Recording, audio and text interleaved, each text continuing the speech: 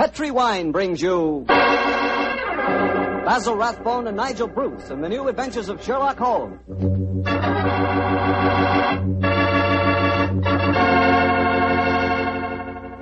The Petri family, the family that took time to bring you good wine, invite you to listen to Dr. Watson tell us another exciting story about his old friend, that master detective, Sherlock Holmes. As for me, instead of telling you something, I'd like to ask you something. Do you like chicken? How do you like it best? Roasted, fried, or in a stew with dumplings? Well, whatever your favorite may be, you like that chicken infinitely better when it's served with a glass of Petri California Sauterne.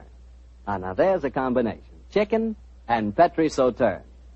Petri Sauterne is a white wine, pale golden in color, delicately fragrant, and clear as crystal. And what a flavor that Petri Sauterne has. I'm telling you, Petri Sauterne is just about the last word in dinner wine. Oh, one more tip. Remember to serve Petri Sauterne with fish or any kind of seafood. Good, it's great. To be sure you have a glass of good wine, be sure it's Petri wine.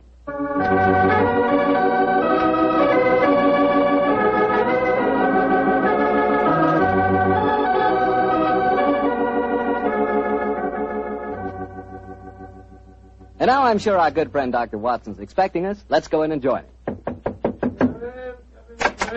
Good evening, Doctor. Good evening, Mr. Bartell. Punctual to the minute, as usual. Draw up a chair and settle down, my boy. Well, I won't settle down too far, Doctor. You have a habit of keeping me on the edge of my chair during most of your stories. Just as should be, Mr. Bartell.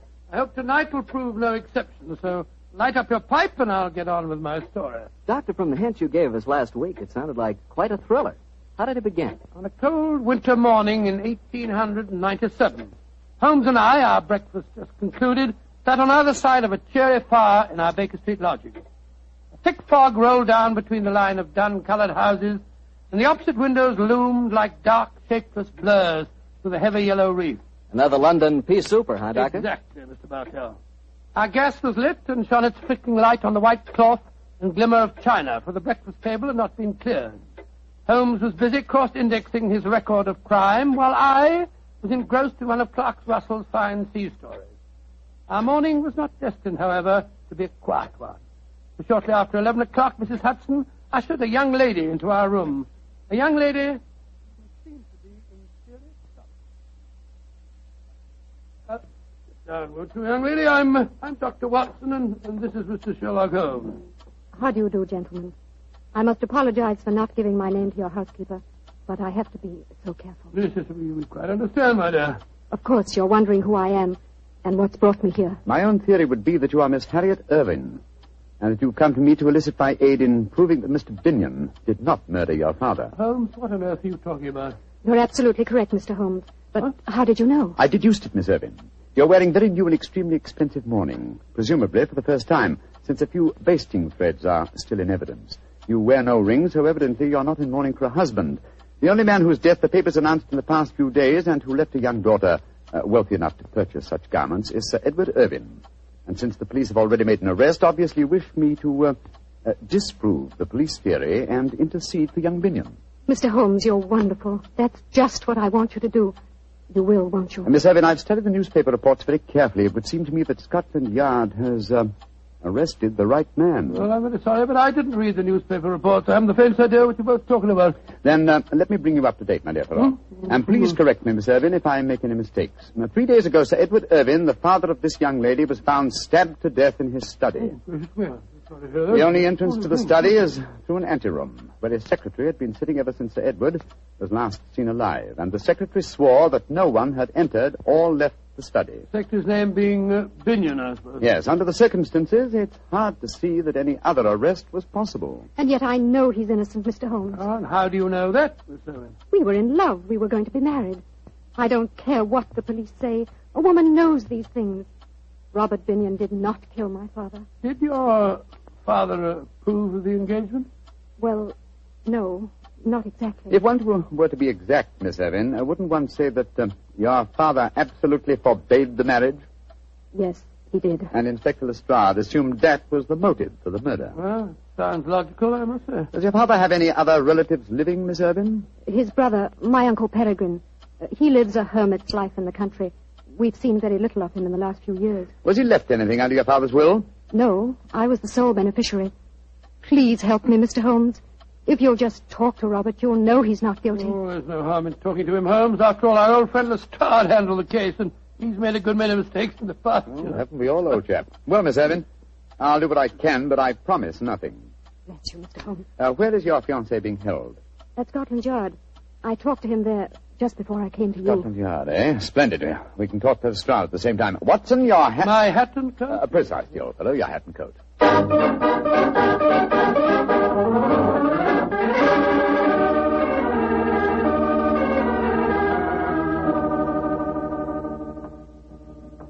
So, Mr. Sherlock Holmes and Dr. Watson think they know more than the Yard, eh? Come over here to teach us our business, I suppose. Nothing of the sort, Lestrade. We came over here to make a few inquiries. I'll tell you, gentlemen, that you're wasting your time. Young Binion is guilty, whatever his young lady may say. Lestrade? Yes, Mr. Holmes? What did the autopsy prove? Well, got a report of it here on my desk, but it won't tell you nothing you don't know. Mm-hmm. Death was instantaneous, caused by some weapon like a long needle, a fine stiletto, or an ice pick, penetrating the brain at the base of the skull. And no such weapon was found in the room. Or on Mr. Binion. True, sir. But then he had the chance of disposing of it. Well, just the same, the murder weapon hasn't been found, has it? No, Doctor, but we'll find it. Don't you worry about that. I should like to talk to the prisoner if you don't mind. Well, of course I don't mind. He's in the detention cell just down the corridors from here. Follow me, gentlemen. Has he given you any trouble, Lestrade? Trouble? If all our prisoners were as quiet as him, we wouldn't need no guards, Doctor. Nice, quiet young fellow. Hard to realize he's a murderer. A fact that still has to be proven in court, Lestrade. A fact that is going to be proved in court, Mr. Holmes. Well, here we are at this cell.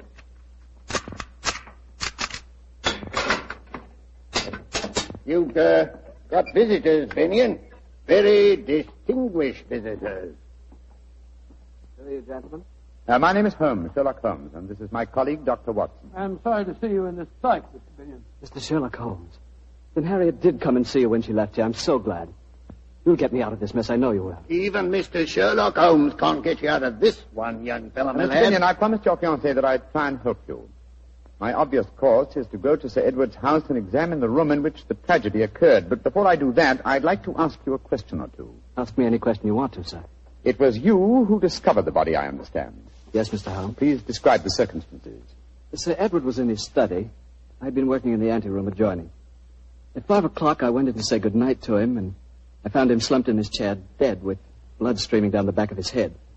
Of course, I sent the butler for the police at once. Could anyone have entered that room without your knowledge? No, Mr. Holmes, I never left my desk. And there was no other entrance to the room save through my office. Well, how about the windows in Edward's room? They were locked from the inside, Doctor. You don't need to worry. We examined the window ledges, not a mark. No one came in that way. Now, what is your theory of the murder, Mr. Binion? I haven't one, Mr. Holmes. I'm completely baffled. I'm certain that no one entered that room. Yet I swear to you that I didn't stab him. So I can understand the police believing I did. Mm-hmm. Lestrade, I should like to examine the room in which Sir Edward was murdered. Well, easiest thing in the world, Mr. Holmes. I'll drive over with you if you like. His house is in Knightsbridge. Oh, you needn't bother, Lestrade. We can quite well go by ourselves. Eh? Oh, not a bit of it, Doctor. I'd like to come with you. Oh, why, Lestrade? You're convinced Mr. Binion is guilty, are you? Won't you be wasting your time? Not me. For once I know you're on the wrong side of a case, Mr. Holmes, and I want to be there and see your faces when you find it out.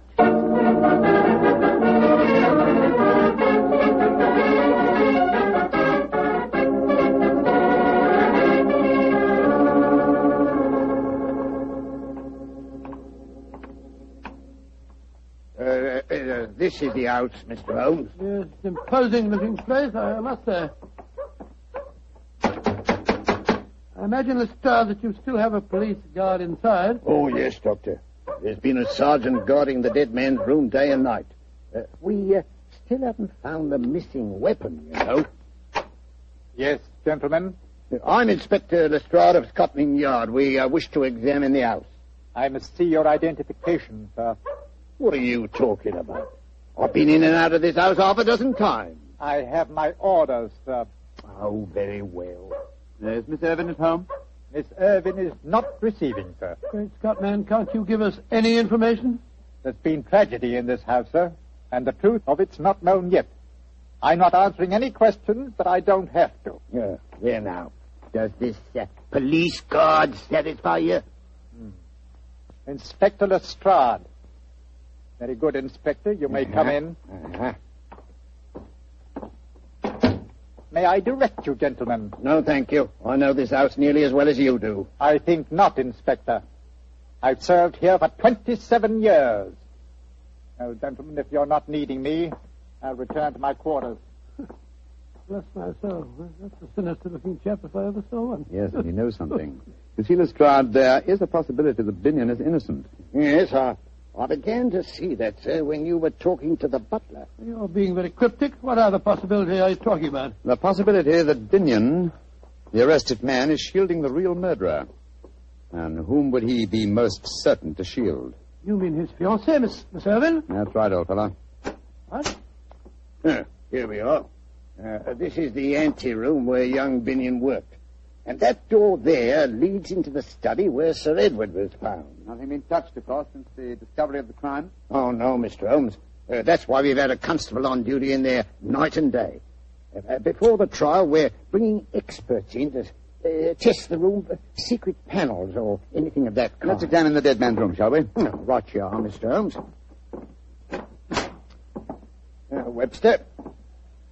Webster, get out of that chair and stand up, can't you? You're on duty. Asleep. Carty. He's dead. Yes. The trickle of blood oozing out from the base of his skull. Well, strike me pink. He's been killed the same way as Sir Edward was. I presume you'll agree that Mr. Binion didn't commit this murder, Lestrade. Oh, of course not, Mr. Holmes. He couldn't have done it. He's locked up at the yard. Well, what are we going to do? Ask the butler to come here, will you? Oh, well, right you are, sir. What do you make of their wound, Doctor? To fit the description of the one that killed Sir Edward. There's a fine puncture here at the base of the skull. By Jove, Holmes, they mentioned a stiletto or an ice pick. A wound like this might be caused by one of those long steel hat pins that women wear. Yes, it's a possibility, Watson, a distinct possibility. And Miss Irvin was wearing a long hat pin this morning, if you remember. Plastered walls. A little chance of secret panels here, I should say. And the window's locked from the inside, eh? Here he is, Mr. Holmes. Oh, yes. And by the way, what's your name? Travers, sir. You see what's happened, Travers? Yes, sir, I see. The constable's been killed just like my master. Tell me, Travers, is this room exactly as it was in Sir Edward's lifetime? Yes, sir. Except that my master was not in the habit of keeping the corpses of policemen in here. Don't try to be funny, Travers. Don't you realize you're mixed up in a murder case? I meant no offense, gentlemen. Marks in the bad taste, my good fellow. The point of my question, Travers, was to find out if any of the furniture in here had been moved lately. Not moved, sir. But there has been a piece of furniture added. That armchair the dead man's lying in. The same chair in which Sir Edward's body was found. Of course, that's the answer. Travers, when was that chair delivered? And who delivered it? It was delivered the day before Sir Edward died. It came from Silver Schwartz's antique shop in Bond Street, sir. The game's afoot, Lestrade. See to the removal of this poor man's body. Seal the room, and for heaven's sake, keep this latest death a secret for a day at least. Within that time, I hope to have your murderer for you. Then we're going... We're going, my dear chap, to Silver Schwanz's antique shop in Bond Street.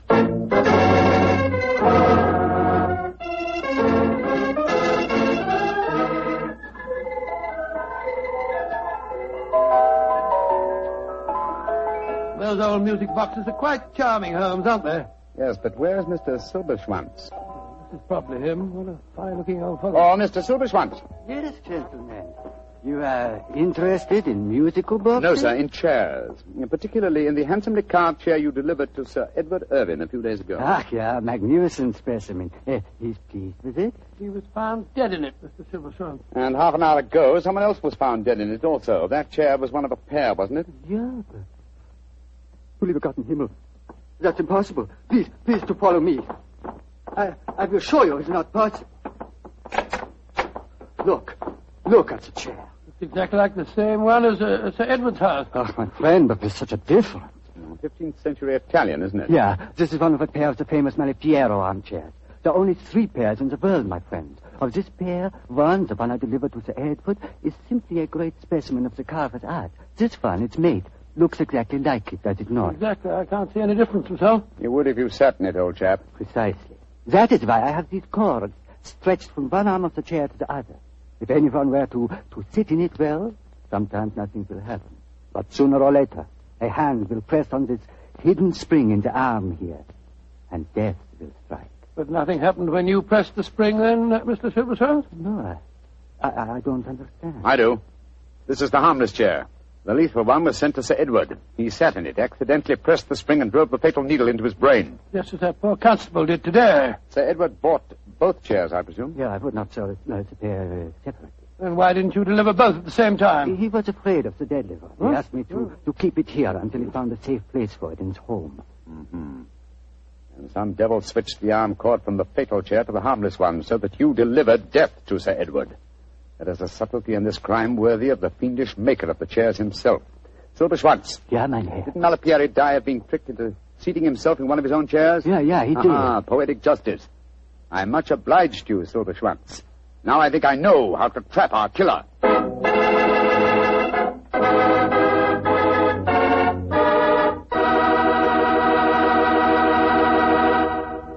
Dr. Watson will bring you the rest of his story in just a second, so I'm just going to tell you that after a good dinner, there's nothing quite like a glass of good Petri California port. Petri port is really a wonderful wine. A deep, hearty red in color and rich and truly delicious in flavor. You know, port wine is actually America's favorite wine. Try a glass of Petri port and you'll know why. Petri port is not only fine after dinner, it's perfect whenever good friends get together. Just keep in mind the name Petri, because Petri wines are good wines.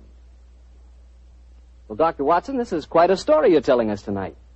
So you found out how the murders had been committed, but not who'd been responsible for it. That's quite right, Mr. Bartell. Holmes spent a long time cross-examining Mr. Silverschwanz, the owner of the antique store, as to who might have had the opportunity of switching the telltale cord from the fatal chair. And who did have that opportunity, Well, Doctor? Mr. Bartell, it transpires that 4 people might have been responsible. Sir Edward's daughter, the secretary, Mr. Binion, had both been in the shop with him at various times. So had the butler, Travers.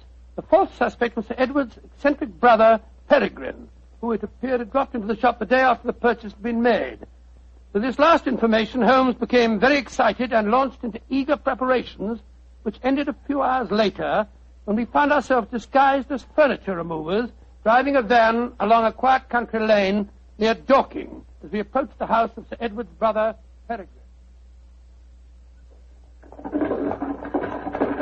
There's the house, Watson. Ramshackle-looking place, isn't it? Yes, extremely so. Why are you so morose, my dear chap? You've hardly spoken a word on our drive down You here. never told me anything. Why are we trundling off into the wilds of the country disguised as furniture removers and carrying the harmless chair with us? Surely the reason is transparent, old chap? Yes, it's just about as transparent as Goff stocking full of hot tripe. Oh, my dear Watson. Surely it's obvious that we're up against an extremely cunning murderer. Now, what advantage accrues to him in using the Malapiero chair? An alibi, of course. He's nowhere near the place where the murder happened. Precisely. Apply your logic a little further. 3 of the suspects, the daughter, Mr. Binion, and Travers, the butler, live in the house and would almost certainly have been present at the time of death. Therefore, who gains most by such an alibi? Well, the brother, Peregrine. Elementary, my dear Watson. Now you see why we trundled off into the wilds of Dorking. Well, that must be Peregrine standing up on the porch. He's a funny-looking fellow. Oh, my lead, Watson. Good afternoon, Governor. You fellows must have come to the wrong house. You were Mr. Peregrine Irvine, ain't you, Governor? Yes? And we come to the right house. All right. Come on, Bertie, give us a hand. Right to you or our feet. What the devil are you unloading an armchair? Come on, get out there, for? Charlie. You drop it on my foot, Bertie, look out. Easy does it. Come on, Bert. That's I got right. it, Alf. I got it. All right. Set her down easy now on the porch here. There you That's go. That's it. Give me the crickets. Ain't that a pretty chair, Governor? Bertie and me was admiring it on our way down here. Cool, blimey, you know, off a nice chair. But who told you to bring it here? Orders, Governor. Mr. Silver Snitch, whatever his name is, told us your brother didn't want the chair and said as how we was to bring it to you. But my brother's dead. Mr. Silver Snitch said he gave the order before he died. Mind if I sit down in it, Governor? Oh, no, of course not, of course not. Cool, lummy. Bit of all right, isn't it? Look at him laughing. Who wish me old Trouble and Strife could see me now? Trouble and Strife? Yeah. Trouble and Strife, that's me wife, Governor. Here, sit down yourself, sir. Come on, go on, sit down, try it. Go on, Governor. Take the weight off your plates of meat. What barbaric jargon do you speak? What on earth are plates of meat? Plates of meat is feet, Governor. That's rhyming slang. That's right. Rhyming slang. Go on, sit down in it. Go on. All right, very well. There now. Ain't that comfortable? Yeah, Go on. Run your hands over the arms, Governor. Ain't that carving pretty? Ain't it just ducky? Yes, it is. But I don't want the wretched thing. There's been some mistake. So you'd better take it back to London and tell them to sell it. I don't want anything of my brother. Jumping Jehoshaphat. Can't see where you don't want to sit in a nice chair like this, Governor. But you're the one that gives the orders around here. Come on, Bertie. Go on, get your back into it. All right, Alfie. Let's get back in the van. All right, come on. Here, Alfie. Away they go. Oh, bless your heart, Governor. We don't worry about that sort of thing, do we, Bertie? Of course not, Alfie. We'd had a nice drive in the country anyhow, didn't we? That's right. Let's get these old horses going. Good day, Governor. Good day, Governor. Good. That was a false trail, Holmes. Obviously, he knew nothing about the chair. He thought it was perfectly harmless. And, as indeed it was. But the murderer would have thought it fatal. I've slipped up in my reasoning somehow. Oh, but of course. Oh, what a fool I am. We must get back to London as fast as these tired nags can take us. Come on, get up there. Get up. What's the next move, Holmes? Back to Edward's house and the staging of a little drama that I'm sure will give us the final answer to this problem.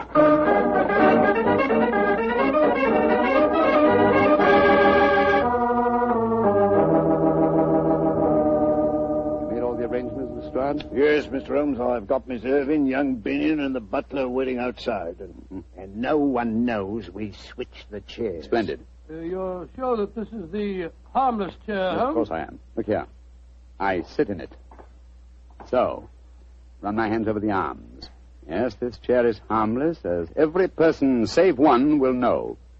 Show them in, Lestrade. All at once, Mr. Holmes? No, I think we'll take Miss Irving and Mr. Binion first. Oh, right you are, sir. Miss Irving, Mr. Binion, come in, please. Very well.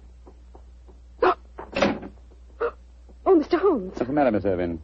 It's just so horrible seeing you there in the same chair where I saw Father. Oh. Mr. Holmes, it's a trifle too macabre for you to assume the position of the corpse.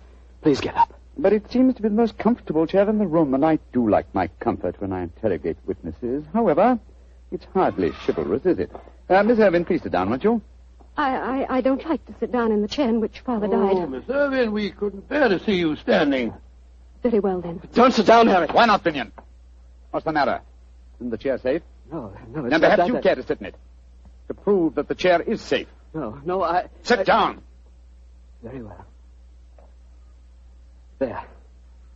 Splendid. Curious chair, isn't it, Mr. Binion?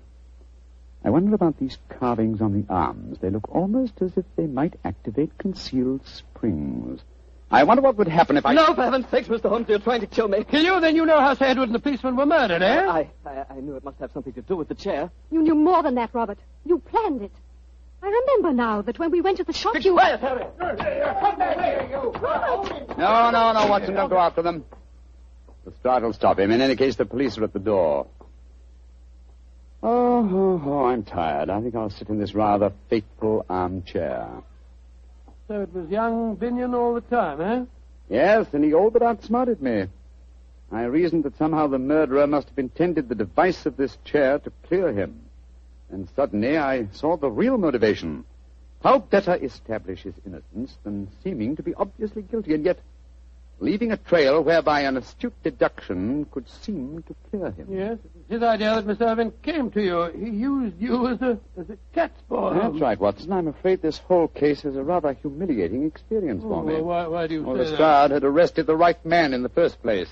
Oh, my dear Watson, I shall never hear the end of this. Never.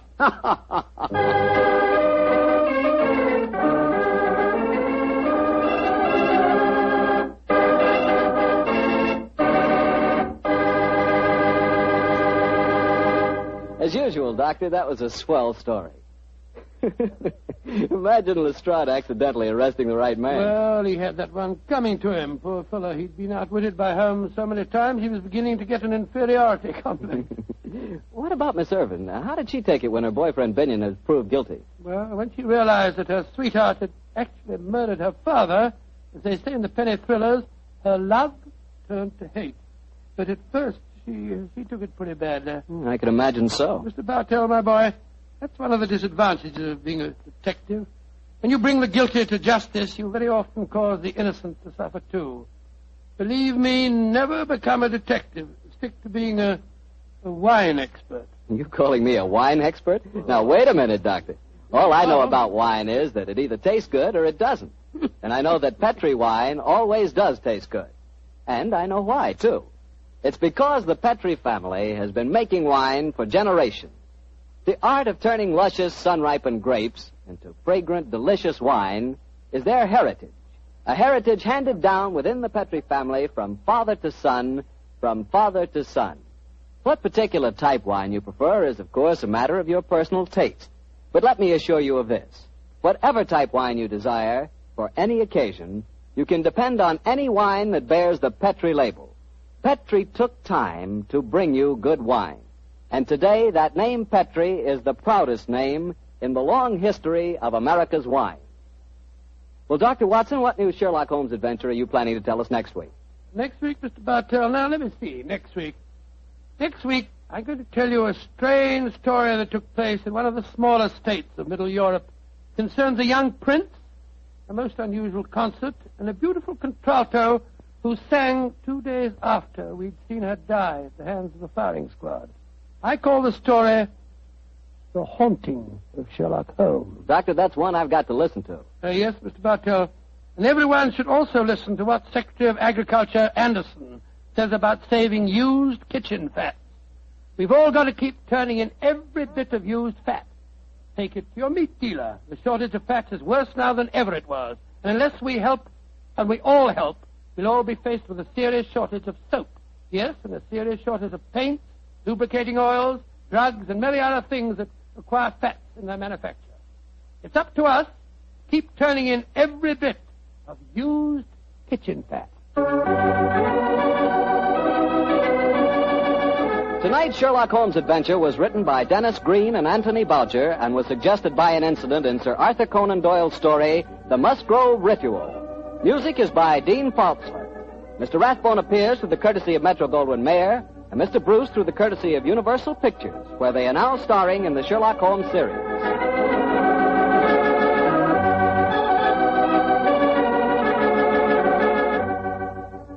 The Petri Wine Company of San Francisco, California, invites you to tune in again next week, same time, same station. Sherlock Holmes comes to you from our Hollywood studio.